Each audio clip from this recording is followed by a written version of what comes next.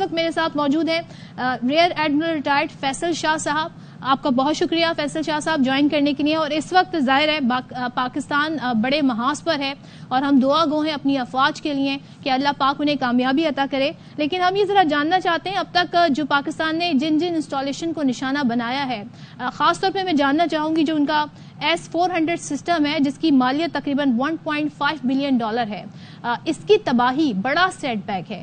یہ کیا سسٹم تھا اور کتنا بڑی اچیومنٹ ہے یہ پاکستان کے لیے؟ جی بسم اللہ الرحمن الرحیم. بہت شکریہ صدر مجھے پروگرام میں لینے کا.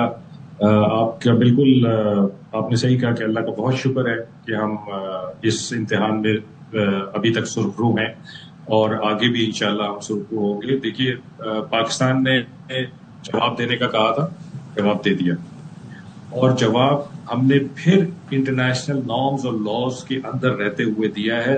تمام ملٹری انسٹالیشنز کو ہم نے اٹیک کیا ہے, کسی سول انفراسٹرکچر کو نہیں کیا ہے, کسی سولین کو اٹیک نہیں کیا. تو یہ فرق ہے پاکستان اور انڈیا میں, مورالٹی.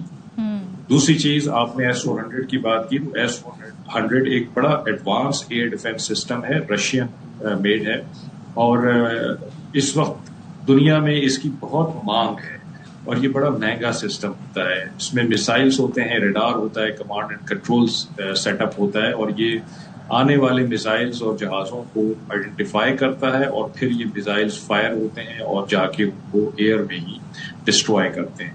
یہ بڑا پوٹنٹ سسٹم ہے, اور اس سسٹم کے لیے انڈیا کو بہت پاپڑ بیلنے پڑے تھے رشیا سے لینے کے لیے, اور یہ انہوں نے جب لیا تو اس کے بعد یہ اس پہ بہت فخر کرتے تھے, جیسے کہ یہ رافیل پہ فخر کرتے تھے, جیسے کہ یہ اپنے ایئر کرافٹ کیریئر اور نیوکلیر سبمرینز پہ فخر کرتے تھے. تو وہ فخر پھر آج ایک دفعہ دوبارہ پاکستان ایئر فورس نے توڑ دیا ہے, اس کو ڈینٹ کر دیا ہے, اور یقیناً انڈین گورنمنٹ ایک بار پھر اور انڈین آرم فورسز بھی اپنی قوم کے سامنے شرمندہ ہوں گے, کیونکہ ان کا پیسہ خرچ کر کے انہوں نے اتنے مہنگے ایکوپمنٹ دنیا کی مختلف مارکیٹوں سے اٹھائے ہیں, اور وہ سارے کے سارے equipment Pakistan air force, Pakistan navy, Pakistan army تینوں اپنے اپنے بساط کے مطابق ان کو ڈسٹروائے کر رہے ہیں, وہ گرا رہے ہیں, تباہ کر رہے ہیں اور ناکارہ بنا رہے ہیں. بالکل آپ نے کہا کہ جی جی جی یس اشفاق پلیز. اچھا ایڈمرل صاحب, thank you so much for joining اس سر. آپ کی موجودگی کا فائدہ اٹھاتے ہوئے یہ رات کو ٹیلی گراف کی جو سٹوری تھی اس کے اوپر بھی کافی ری ایکشن سامنے آ رہا تھا. ظاہر ہے انڈیا کئی محاذ ہمارے خلاف کھول رہا ہے, تو ان کا ایک کیریئر اسٹرائک گروپ جو ہے وہ بھی ادھر پاکستان کی کراچی کی پورٹ سے کچھ تقریباً 400 میل کے فاصلے پہ بتایا جا رہا تھا کہ وہ ہے. مجھے ذرا یہ بتائیے گا کہ اسٹریٹجکلی کس طریقے سے پاکستان اس کو ڈیل کر سکتا ہے, کیونکہ ظاہر ہے ایئر کرافٹ کیریئر ہے, پورا اسٹرائک گروپ ہے, تو اس کے ساتھ ڈسٹرائرز بھی ہوں گے, اس کے ساتھ پھر آپ کے فریگیٹس بھی ہوں گی, کاربیٹس بھی ہوں گی, ان کی نیوکلیر سبز بھی ہو سکتی ہیں. تو اب انڈیا تو ظاہر ہے کہ وہ خفت مٹانے کے لیے کہیں بھی کچھ بھی کر سکتا ہے, تو وہاں پر at that front what needs to be done? جی تھوڑی سی مزیدار کہانی ہے, تھوڑا سنیے گا اس کو. مجھے آپ کی مسکراہٹ سے اندازہ ہو گیا تھا. جی میں رات سے ایکچولی لوگوں کو سمجھا رہا ہوں, اور اپنا فرض سمجھتا ہوں کہ میں لوگوں کو سمجھاؤں, اور آپ کے ماشاءاللہ چینل کیونکہ زیادہ دیکھا جاتا ہے تو اس کے توسط سے مجھے زیادہ امید ہے کہ زیادہ لوگ اس کو سمجھیں گے. دیکھیے ٹیلی گراف کی جو کہانی ہے وہ ایک اگین فالس پروپیگنڈا اور فیک نیوز کا تسلسل ہے. ایک تو انڈین رائٹر نے اس کو لکھا ہے, اور جس ٹائم پہ اس نے یہ پبلش کیا ہے غلط فیکٹس اینڈ فگرز کے ساتھ, تو یہ باقاعدہ ایک پروپیگنڈا کیا گیا ہے پاکستان کے خلاف. میں آپ کو بتاتا ہوں کہ یہ فیک کس طرح سے. اس میں 3 غلط فیکٹس اینڈ فگرز دیے گئے. ایک تو انہوں نے کہا ہے کہ جی 300 سے 400 میل کے فاصلے پہ ان کا پیری بیڑا موجود ہے. جو مصدقہ اطلاعات ہیں اس کے مطابق یہ تقریباً 500 میل سے بھی دور ہے کراچی سے یا ہماری کوسٹ سے.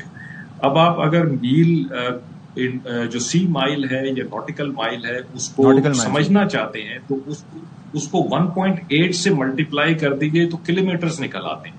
تو یہ تقریباً 900 کلومیٹر دور ہے پاکستان سے, 900 کلومیٹر. اچھا اس کو وہاں پہ ہونے سے کوئی روک نہیں سکتا کیونکہ یہ انٹرنیشنل واٹرز میں ہے, اور اس وقت جو ٹینشن ہے انڈیا پاکستان کے بیچ میں اس میں اس کا یہاں پہ ہونا بالکل بنتا ہے. نیوی ہے, اس نے سی پہ ہی ہونا ہے, اس نے ہاربر پہ تو نہیں کھڑے. Is it part of routine? Like routine میں ان کی پوزیشن یہی ہوتی ہے؟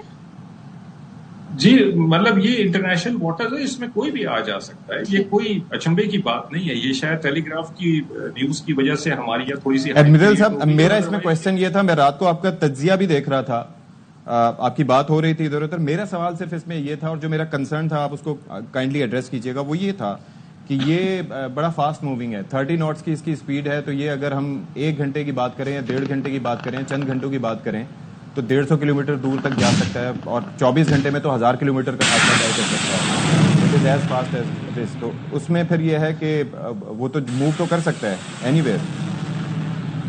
یہ آپ برہموس میزائل کی بات کریں یا برہموس میزائل 30 ناٹس کی جو سر میں 3 میک سر میں 30 ناٹس 30 ناٹس اچھا جہاز کی بات کر رہا ہوں. اوکے آپ اس کی بات کریں. دیکھیے 30 ناٹس پر آور ہے، 30 ناٹس پر آور ہے، تو اس کو 1.8 سے ملٹیپلائی کر لیں تو تقریباً 50 کلومیٹر 51 کلومیٹر پر آور کی اسپیڈ بنتی ہے، جو کہ آپ لینڈ کے حساب سے اندازہ لگائیں تو وہ آپ پتہ چلے گا کتنی تیز اور کتنی کم ہے. جو ٹیلی گراف نے بیسیکلی غلطی کی ہے، اس نے ایک تو یہ غلطی کی ہے کہ یہ کس ڈسٹینس پہ کھڑا ہوا ہے. تو 900 کلومیٹر پہ اگر یہ کھڑا ہوا ہے اور 450 کلومیٹر کا اس کے اوپر ویپن ہے، جس کو ٹیلی گراف نے کہا ہے کہ 500 میل رینج ہے اس ویپن کی، جو کہ غلط ہے. اس کی رینج 450 کلومیٹر. اگر آپ 450 کلومیٹر کو 1.8 سے ڈیوائڈ کریں گے تو وہ تقریباً 200 میل بنتا ہے. تو اس کا مطلب ہے کہ اس بیری بیڑے کو آگے آنا پڑے گا اپنے میزائل کو لانچ کرنے کے، اور وہ آگے آئے گا تو اس کو بیچ میں پاکستان نیوی ملے گی، اس کو فری پیسج نہیں ملے گا. ٹیلی گراف کی تیسری غلطی یہ ہے کہ اس نے انڈین نیوی کی ڈپلائمنٹ تو بتا دی، اور اس نے ایسا تاثر دینے کی کوشش کی ہے کہ پاکستان نیوی تو اس ایکویشن میں کہیں موجود ہی نہیں. وہ تو شاید اپنے گھر میں بیٹھی ہے، شپس کو تالا لگا کے گھر چھٹی پہ چلے گئے کے بعد سے سی میں. اچھا ایک اور چیز آپ نے میرے میں بھی سنا ہوگا، میں آپ کی توسط سے ایک دفعہ پھر اس کو دہرا دیتا ہوں ناظرین کے لیے، کہ دیکھیے سی پہ سب سے امپورٹنٹ چیز ہوتی ہے کہ آپ نے اپنے دشمن کو